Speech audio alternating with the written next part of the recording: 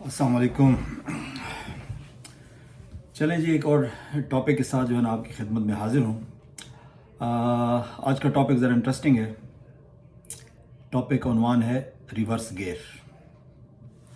آپ کو پتہ ہے کہ جو لوگ ڈرائیونگ کرتے ہیں ان کو اس چیز کا بخوبی علم ہے کہ گاڑی میں جو ہے مختلف قسم کے گیئر ہوتے ہیں، اور ایک گیئر جو ہوتا ہے وہ گاڑی کو پیچھے کرنے کے لیے ہوتا ہے، جس کو ریورس گیئر کہتے ہیں. انسان کی لائف میں بھی جو ہے بعض اوقات ریورس گیئر لگتے رہتے ہیں. جب انسان کسی مقام پہ پہنچتا ہے اور کبھی کبھار جو ہے نا اس مقام سے پھر جو ہے نا اس کو پیچھے دھکیل دیا جاتا ہے، ٹھیک ہے نا. اسی طرح ملکوں کی جو ہے تاریخ میں بھی بعض اوقات ریورس گیئر لگتے ہیں. جس طرح کہ جرمنی کا آپ کو پتہ ہے، ترکی کا آپ کو معلوم ہے کہ جب دوسری جنگ عظیم کے بعد ان کو شکست ہوئی تو وہاں پہ ایک ریورس گیئر لگا اور وہ دونوں ممالک جو ہے وہ بہت پیچھے چلے گئے. اس کے بعد پھر جو ہے انہوں نے آہستہ آہستہ پھر ریورس گیئر سے جو ہے وہ نیوٹرل کی طرف آئے، پھر آہستہ آہستہ جو ہے وہ انہوں نے سپیڈ پکڑی اور اب ماشاءاللہ جو ہے وہ اپنے مقام پر پہنچ گئے ہیں. لیکن بدقسمتی سے ہمارے ملک میں کوئی پچھلے کئی دہائیوں سے جو ہے ایک ریورس گیئر لگا ہوا ہے، اور جو ہے ہم مسلسل پیچھے کی طرف جا رہے ہیں. مطلب ہم اپنی زندگی پہ جب تھوڑی سی نظر دوڑاتے ہیں تو ہمیں جو ہے وہ پتہ چلتا ہے کہ ہم لوگ جو ہے نا وہ دنیا آگے کی طرف جا رہی ہے اور ہم مسلسل پیچھے کی طرف جا رہے ہیں. میں اپنی مثال جو ظاہر ہے میں اپنی لائف سے دیکھ سکتا ہوں کہ ارلی 90s میں جو ہے میں نے ماسٹرز کیا. اس کے بعد گورنمنٹ جاب جوائن کی ایز اے یعنی 17 اسکیل میں گورنمنٹ کالج میں ایک لیکچرر کی پوزیشن جوائن کی. تو اگرچہ تنخواہ تو بہت کم تھی اس وقت، لیکن چلیں تھوڑا بہت گزارا ہو جاتا تھا، کوئی اتنے برے حالات نہیں تھے. اس کی وجہ یہ تھی کہ اس وقت جو ہے وہ ڈالرز 30s کی رینج میں تھا. مطلب ڈالر جو ہے وہ یہی کوئی 35 34 36 مطلب اس رینج میں تھا، تو گزارا ہو ہی جاتا تھا. اسی طرح جب پاکستان بنا تھا 1947-48 میں، اگر آپ گوگل کر کے دیکھیں تو اس میں ڈالر جو ہے 3-4 روپے کے برابر تھا. ایک ڈالر US ڈالر 3-4 روپے کے برابر. تو ارلی 90s میں جو ہے نا ڈالر 35-36 کا تھا. تو کتنا فرق پڑا مطلب اتنے سالوں میں. لیکن اس کے بعد جو ہے اگر اپنی کرنسی پہ ہم ذرا نگاہ دوڑائیں تو ایک جو ہے ریورس گیئر لگا ہوا. ریورس گیئر میں بھی فل سپیڈ کے ساتھ جو ہے نا وہ ہمارا ملک جو ہے پیچھے کی طرف جا رہا ہے. یعنی 98 کی طرف آ جائیں. جب ہم ارلی 90 سے جاتے ہیں 98 میں، چونکہ پاکستان نے ایٹمی دھماکہ کیا تھا، تو اس وقت جو ہے وہ 35-36 سے ڈالر جو ہے وہ 70 پہ چلا گیا. تو ایک بہت بڑا جو ہے وہ یعنی 100% کا جو ہے اس میں ڈکلائن آیا. تو پھر جو ہے اس کے بعد جو ہے ان سے کنٹرول نہیں ہوا. یعنی ہاں اس کے بعد مشرف کا دور جب آیا تو تھوڑا سا، چونکہ وہ افغان وار کی وجہ سے جو ہے وہ امریکہ سے ڈالرز آتے تھے تو تھوڑا انہوں نے کنٹرول کیا. 2007-8 میں جو ہے نا وہ کافی حالات بہتر تھے، اور ڈالر میرا خیال ہے یہی کوئی 70 کے رینج میں تھا. اور اس کے بعد جو ہے پھر جب مشرف دور ختم ہو گیا تو پھر اس کے بعد جو ہے ڈالر مزید جو ہے وہ مسلسل گراوٹ کا شکار ہے. اور یعنی میرا خیال ہے 2012-13 میں جو ہے نا ڈالر تقریباً جو ہے وہ تھا کوئی یعنی 95-96 اس رینج میں تھا. لیکن چلیں اب 10 سال کا بیچ میں عرصہ گزر گیا نا، 2012-13 سے لے کر آج ہے 2023. تو اب کیا سچویشن ہے؟ یعنی ڈالر جو ہے وہ تقریباً 300 کے لگ بھگ ہے، اور وہ بھی ایزیلی دستیاب نہیں ہے.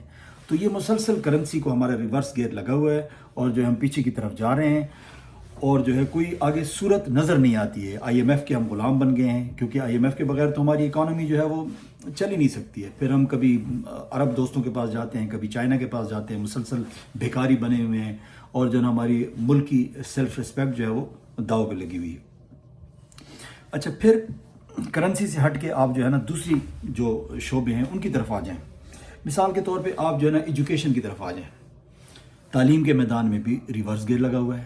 اگر آپ جو ہے وہ یعنی پاکستان بننے کے بعد جو پاکستان کے جو بھی تعلیمی ادارے تھے، چاہے وہ اسکول تھے، کالجز تھے، ان کی پرفارمنس کافی بہتر تھی. اساتذہ کی کوالٹی بہتر تھی، اساتذہ زیادہ محنت کرتے تھے. اگرچہ تنخواہیں اتنی نہیں ہوتی تھیں، لیکن آنیسٹ لوگ تھے، وہ لوگ جو ہے وہ اپنے شاگردوں کو جو ہے وہ یعنی بڑے اخلاص کے ساتھ جو ہے وہ تعلیم دیتے تھے، اور ان کی خواہش ہوتی تھی، دلی خواہش ہوتی تھی کہ ہمارے بچے جو ہیں وہ آگے نکل جائیں، یہ مطلب ہے کہ تعلیم کے میدان میں ترقی کریں، بڑے عہدوں پہ جائیں، اور اکثر جو ہے شاگرد استادوں سے آگے نکل جاتے تھے اور استاد اس بات پر فخر کرتے تھے۔ لیکن اس کے بعد پھر آپ نے دیکھا کہ کیا صورتحال آئی کہ جناب ایک پرائیویٹ اسکولوں کا جو ہے نا ایک سلسلہ شروع ہوا، اور لوگ جو ہیں وہ گورنمنٹ اسکولوں کے بجائے جو ہے پرائیویٹ اسکولوں کی طرف جانے لگے، ٹھیک ہے نا۔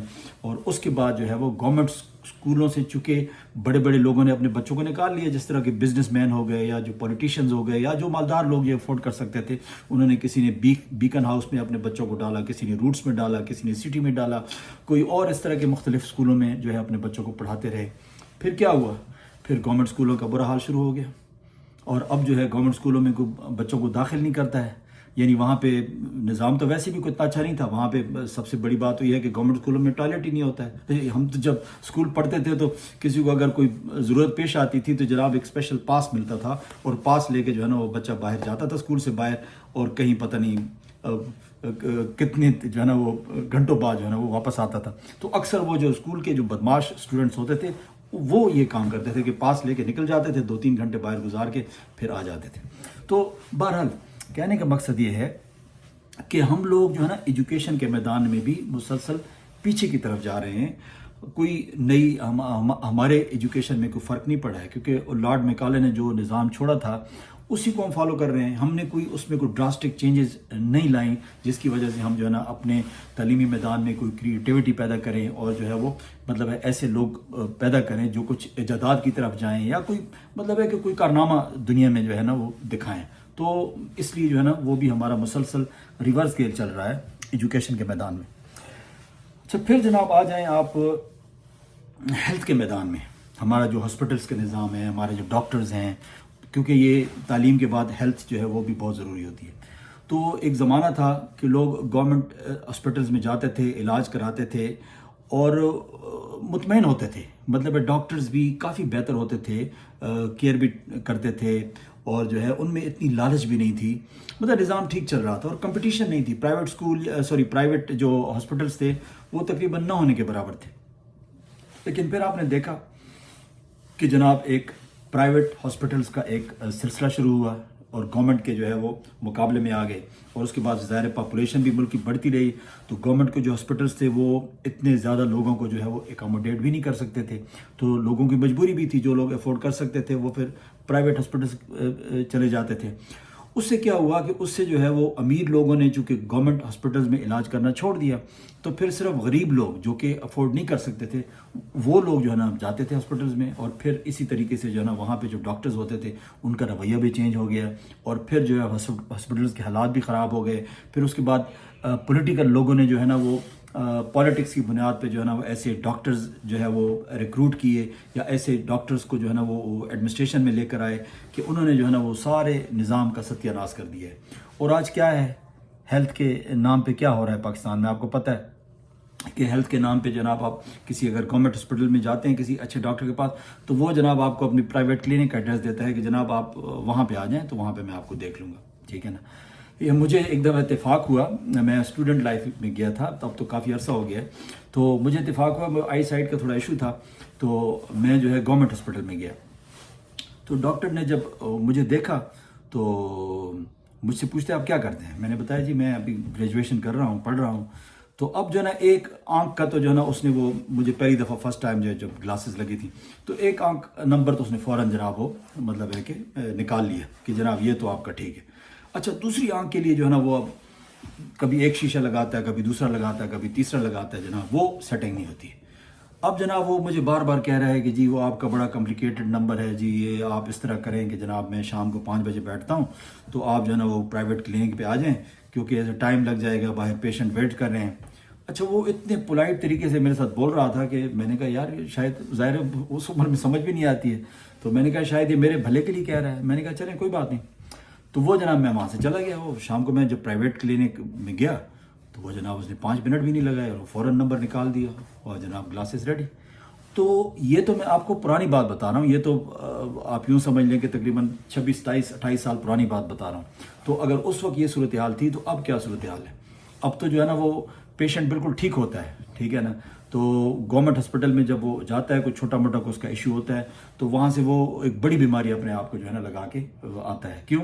کوئی چیز آپ جو ہے نا وہ وہاں پہ صاف ہی نہیں ہے, وہاں پہ مطلب جرمز ہیں جگہ جگہ, چاہے ایمرجنسی میں جائیں کہیں بلڈ لگا ہوگا, ٹولز جو ہیں وہ یوز استعمال کرتے ہیں, اور اس کے علاوہ بے انتہا کرپشن اور مطلب اس طرح کی چیزیں ہیں.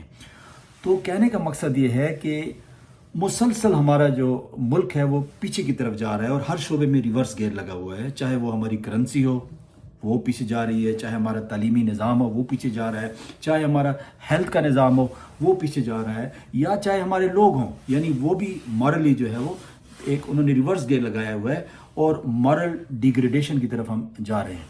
تو اس کا انجام کیا ہونا ہے؟ اس کا انجام کیا ہونا ہے؟